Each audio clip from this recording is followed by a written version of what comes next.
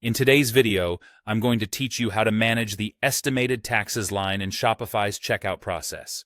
Now, if you've been working with Shopify, you might know that you can't fully turn off or remove the estimated taxes line via the standard admin settings. It's part of Shopify's built-in tax logic, which can sometimes be a bit frustrating if it doesn't fit your specific needs. However, don't worry. There are some workarounds and adjustments you can consider, depending on your plan and the region you're operating in. Let's dive into the first method. One simple adjustment you can make is related to your product settings.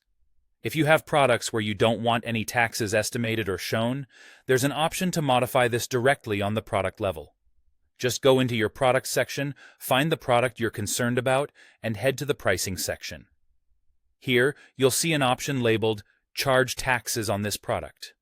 By unchecking this box, you can disable tax estimation for this specific product. However, there's an important caveat. If you are legally required to collect tax in certain regions, be cautious with this method, as it might have compliance-related side effects.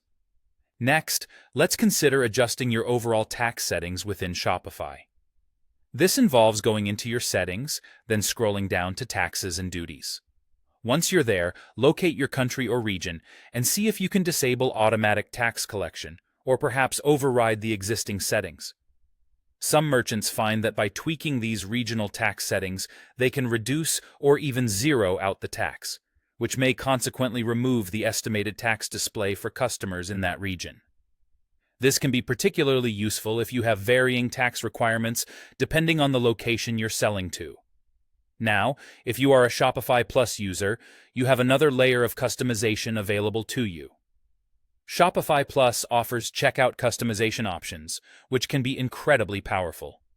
Through the use of checkout liquid files or UI extensions, you can potentially hide or suppress elements like the estimated taxes using CSS or specific logic.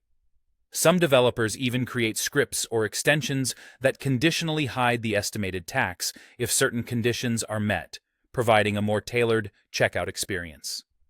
Finally, there's the option of tweaking your theme language or snippets. While it won't completely remove the estimated tax line, it can help you edit how it appears.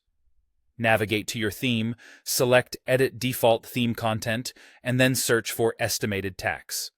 Here, you can adjust the wording or even leave it blank, creating a cleaner look if that's what you're going for. And there you have it. Some practical ways to manage how the estimated taxes line shows up in your Shopify checkout.